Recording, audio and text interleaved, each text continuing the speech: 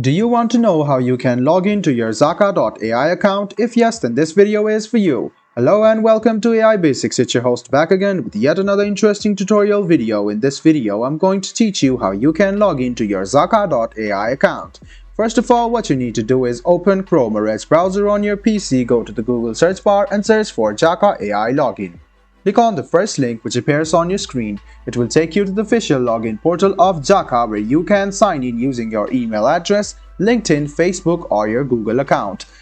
I'm going to teach you how you can log in to your account using email first. So what you need to do is write down your email in this box, password in this box and then click sign in. This way you can successfully sign in to your Zaka account using your email address. Now if you want to sign in using your LinkedIn, go ahead and click on your LinkedIn.